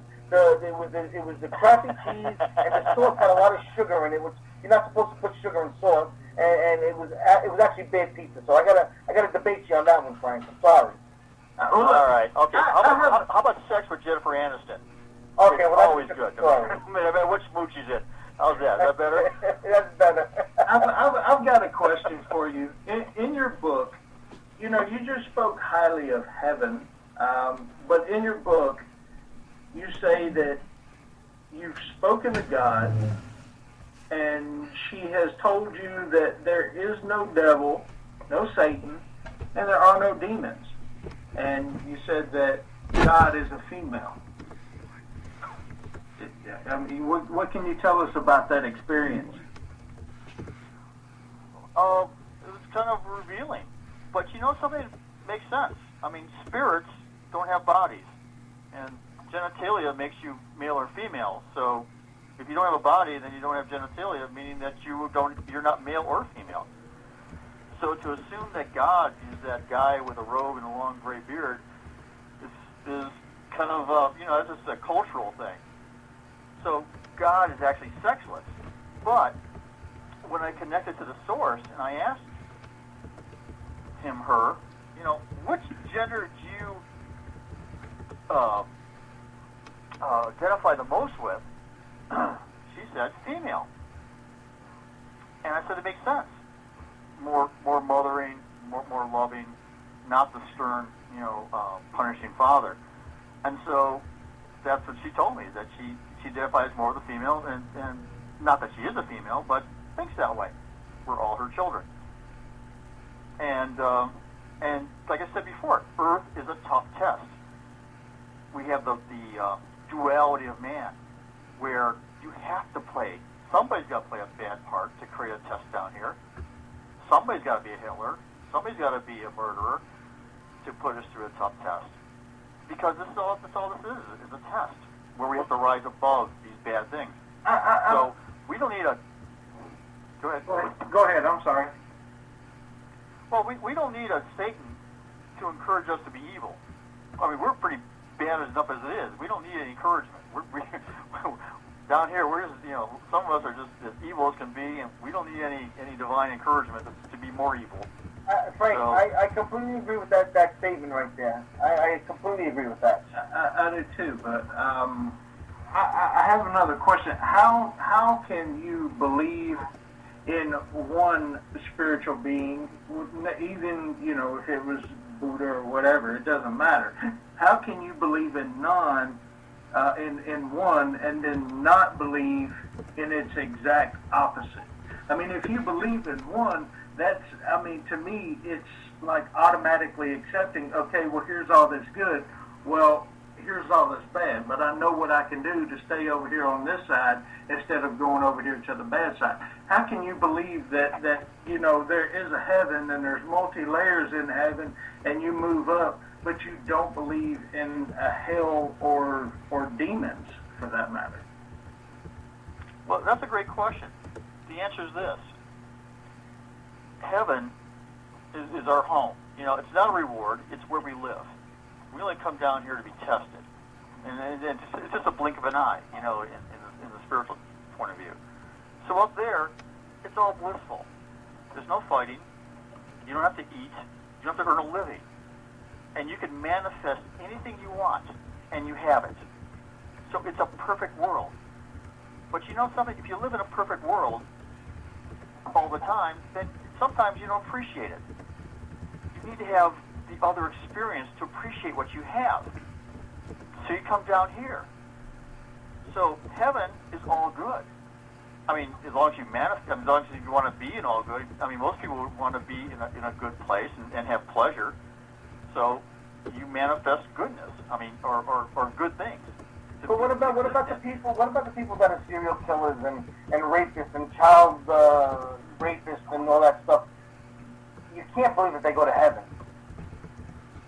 Oh, they do. Absolutely not. Oh, absolutely. Hey, Absolutely, listen, I was a murderer not. and a rapist. I Okay. was a murderer and a rapist. I Okay, killed 7 innocent people, and I raped all kinds of women in the 1600s. And it's in my book.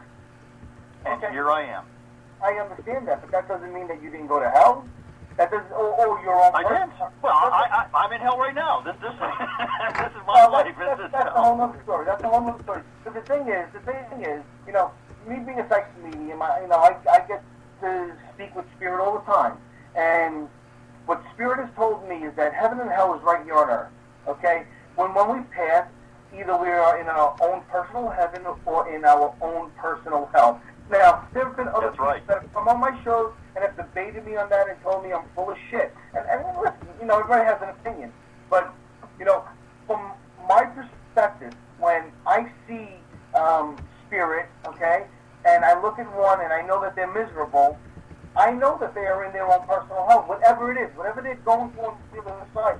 I know it's not good for them. And then right next to them, I can see a spirit, and I know that they are in their own personal heaven. So I have to disagree with you on that. I mean, listen, we all have our opinions, and I respect every Chris, no, opinion. Chris, we're saying the same thing. I don't just no. We're saying the same thing. Okay. I'm saying there's no standard place called hell. It's your own manifestation. I so agree. If you manifest hell. You know what? You're hell. Absolutely. I stand corrected, because I don't believe that you go down to hell and you go up to heaven. That's all made up, man-made crap. That's Yes. not real. All right. Well, then we agree on that. Absolutely, we do. Outstanding. Well, I still haven't got. Wait a minute. I still haven't gotten an answer about the demons. Why he doesn't believe in demons? Okay. I mean, you don't need demons. Well, it's not a matter of need if they exist. I mean, you can't, just because I don't need a pack of cigarettes doesn't mean that they don't exist. It just means that I don't have them right now. Well, I would say maybe another way to look at demons are low spirits. I mean, there are, and Chris, you do exorcism. I mean, there's some demented low spirits out there that can be called demons. But to me, they are lone gunmen. They're not part of an army or a satanic army or part of an organized group of demons. These are just sick spirits on their own who may come together, but I mean that's their thing on the other side, and they don't go to heaven. They're in the ethereal plane, because they're not, their vibration's not high, and that's what they choose to do. They can be considered demons, but they're not Satan's demons. They're just lone gunmen. Well, I'll add Chris, something. what do you think about that? Well, I believe that there are demons. I don't think it's as prevalent as people make it out to be. You know, you watch these television shows and people getting attacked by demons, and it's a bunch of crap. You know, I've done, to date, I've done 92 exorcisms. And of the 92, I would consider 3 of them to be demonic. And it was just because of the energy that was associated with the spirit I was exercising. Okay? But another way to look at demons is that there are other types of demons. You have demons of confusion. You have sexual demons. You have demons of, gambling demons. You know, demons that make you do different things, you know? And I see it all the time. You know, I walk out of Manhattan and I see, you know, this crazy woman acting all crazy. I'll never forget it. I was working in Manhattan. I had a bunch of vendors that worked for me, and I told my worker, I said, that woman over there has a sexual demon attached to her. What did this woman do? She came up because she was disgusting. She was like a Bowery bump. She lifted up her skirt. She was completely naked, and she started touching herself. Okay? That's a demon. Now, it might not be the demon in the sense of what people, deem demons to be, but to me, that was a sexual demon. That was an attachment to her. That was a sexual attachment, and it was our own personal demon. I think we all have our own personal demons, whatever they are, whether we want to admit it or not. I agree with you, Chris. I believe everybody has their own personal demons that they have to deal with. Mr. Myers? Absolutely. Are you still there? Yeah. Okay. Yeah. I'm just thinking here. I mean, yeah, if it's part of your soul and part of obsession, yeah. But once again, it's not Satan. It's just something within you, or it's a low spirit that's affecting you. So that's what I mean. It's not that Lucifer's out there causing all this trouble. There's just some free agents. Well, I don't believe that it's Lucifer causing the trouble. I think it's I do think that there are spirits out there that just are very, very negative. But then I believe that there are demons as well. So we kind of differ on that in some ways, and we agree in other ways, which is cool. This is a great discussion. I got to tell you, I am thoroughly enjoying this show, and Mr. Mears, I'm very happy that you are our guest tonight because this has been a very entertaining show. But great. I really enjoy it. You see my point. I mean, that I still believing in heaven and not in hell, even if this is hell. In my eyes, you can't have one without the other. You can't have good without the bad. You can't have sunshine without the rain. It's just a given. Oh, and Jeremy, yeah, you're absolutely right. Except what you're talking about is not so much heaven and hell. It's the duality of man. It's the training course we have down here, where we have good people and we have bad people, and we play roles like on stage. And so it's kind of like what my psychic trainer told me. You know, sometimes you're the persecutor and sometimes you're the prosecuted. But you have to play a bad role. You have to play a bad guy sometime in order to give somebody else a chance to overcome you. You know, it's like the world's a stage. So but the duality is within us. Can I just take it back 1 second? Jeremy, you realize that what you just said before he answered, that was like a country song. There's no sunshine without the rain. You know, I mean, I was looking, I was hearing, you know, the guitar playing in the background, the sexy girls, how they have. You were hearing Otis Redding. Well, whatever I was hearing, I'm telling you, I was moving to that beat, brother. So, what do we got? We have about 12 minutes left. Come on, Jeremy. I know we got another question there. Yeah, I've actually got a great question right here. If I cannot remember my past lives, have I lost all that I have learned in them? Oh no, that all that knowledge is in your higher self, your higher soul. You're just what was explained to me was that you have an oversoul, and the oversoul is the one that controls all the rides, so to speak, here on Earth. And it's a collection, like we started the show. You know that your soul is the brushstroke of all the personalities and all your past lives. That's true. Your soul is the oversoul, and so I am just a brushstroke in my soul's composition, and it's all my past lives together do we comprise the soul. Interesting. I'm digging this show. Okay, let's see. We have another question here. Do we have any questions in the chat room? Anybody want to call in? I mean, we have 10 minutes left. We didn't have one caller tonight. I got to tell you guys, you're really letting me down. Do I have to do a rant on the listeners next week? I don't know. I mean, we have close to 30,000 listeners tonight, which is really cool. Jeremy, give out the number. 818-431-8214 is a call-in number to talk to Frank Mayers. All right, well, I see we have Kathy in the queue, and I know that Sam is calling in, so bring him on. Hello, Kathy, are you with us? Hello. How you doing, my dear? Hi, Kathy. Hello. Hello, Kathy. Hi, Jeremy. Hi, Chris. What's your question, Kathy? I have here's what I like to know. On his highway that he found all these past life experiences that he lived, does it affect his life today? Does he reflect on what went on then? Does it have any effect in his life that he's living now? That's a good question. Yeah, it does. It puts me at peace to understand, to reconcile my obsession with war and violence, and to know where I am. But this knowledge is actually affecting my life to where my wife has a hard time with it, and it's causing us to split up. But it's also moving me spiritually in another direction.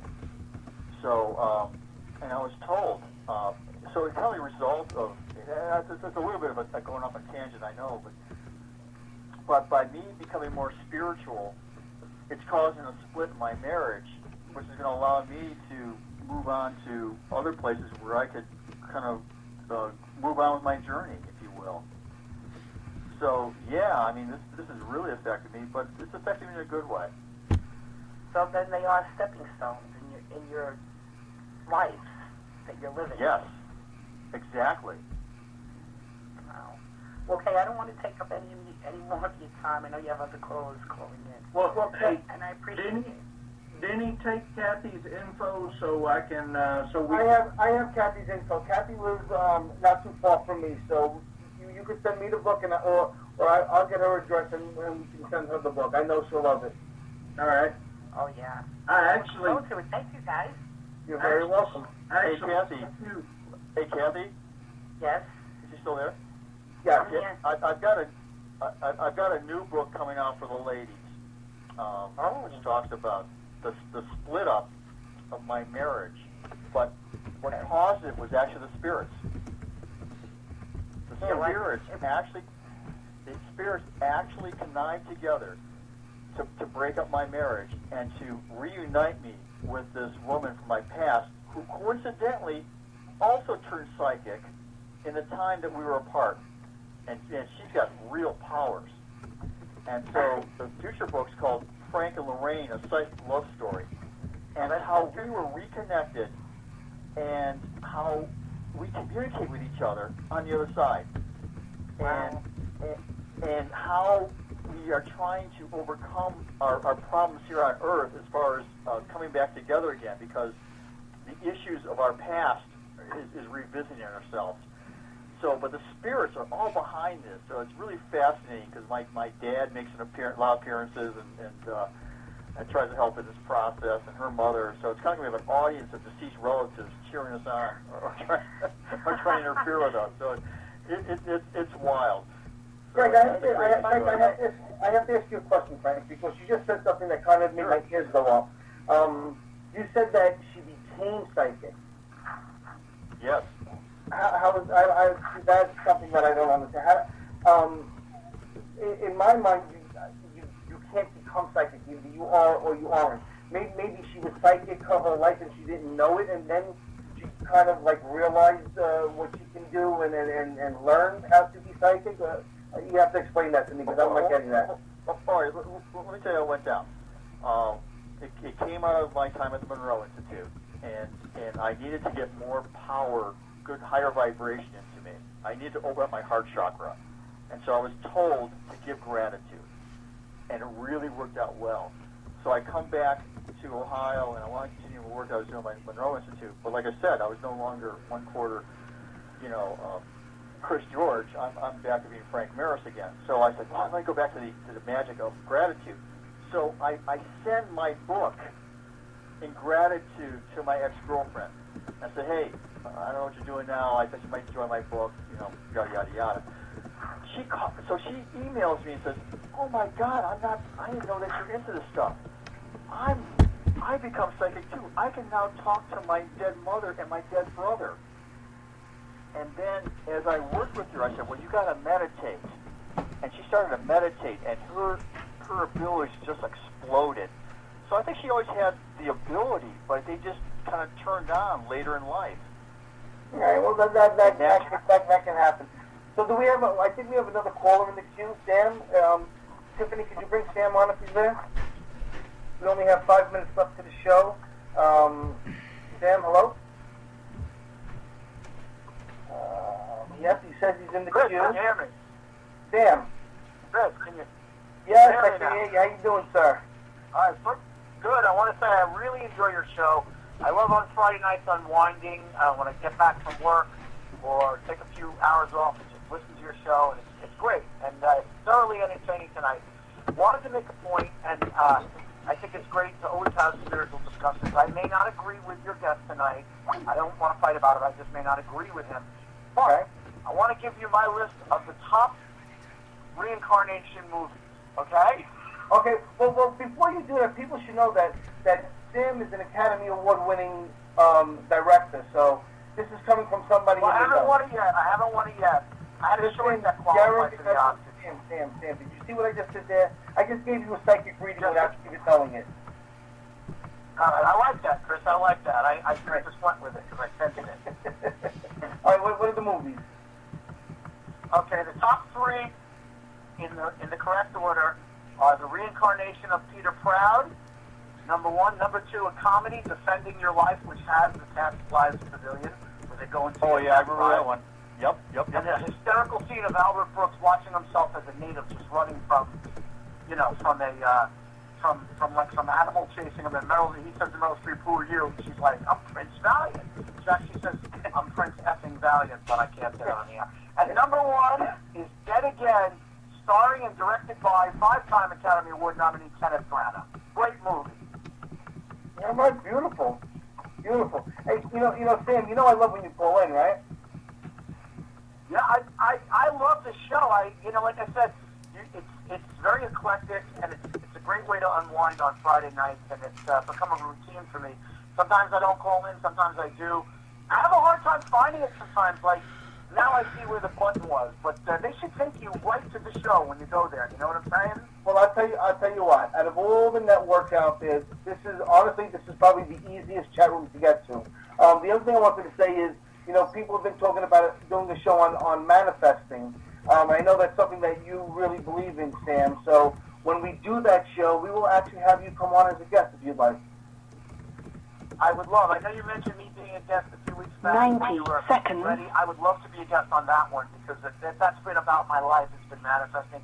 And I've had downs, Chris. You've seen me at some downs, but you've seen me at some ups. And it's okay to have downs, but you've got to come back up. That's the way right. You've got to come back up. Sam, I hate to You've done it. Look, you rebuilt your show, Chris, and your website. No one can stop you. No one Only can you can stop you. Well, listen, Sam, thank you for calling in. We only have about 60 seconds left. We have to say goodbye to our guest, and I'm sure you'll be on next 60 week. seconds. So I just want to say thank you to our guest. Adios. I want to say thank you to our guest engineers for coming on tonight. This has been a phenomenal show. We are going to push the hell out of it in the archives because people deserve to hear this show. And once again, thank you so much for being our guest. Yes, thank you, Mr. Mayor. Thank you, Chris. I'm honored to be there, especially to speak with you, Chris. I mean, you are a font of wisdom and talent. So I mean that sincerely. Anyway, And Jeremy will get you a copy of the archive. He'll send that to you tomorrow. And Jeremy, who's our guest for next week? Hopefully somebody that won't build your ego so bad that you can't fit through the door. Regina 10 seconds. Regina Case, author of Lead With Your Heart. Thank you guys for joining us. Bye-bye. Have a good night, everybody. And we're done. Mr. Mears, that was a great show. Thank you. Well, thank you. I had a lot of fun. A lot of fun. Yes, I appreciate the opportunity. So what'll All right, happen you now take care, is- guys. Have a good night. Okay. Bye-bye. Very good. You have a good one. Bye-bye. Are we good, Denny? You guys are good. He's gone. My sweet Jesus. That's all I got. We weren't that hard on him, though. I mean, we're good. You were better than I would have been. I would have been like, so yeah. I just saw a movie about that. When's the last time? And some of the things he was coming up with, I was just kind of like, right. Yeah. I he just- was a nice guy, though. You know, that's the thing. You know. You know what? I told you he's a super nice guy. Yeah. See, with me, the thing is, if you're a fraud, and I thought he was, if you're a nice guy, I'm not gonna destroy you. But if you're somebody like the demon doctors, I'm gonna crush you. And you know, I couldn't crush him because he was a nice guy. But I messed with him a little bit.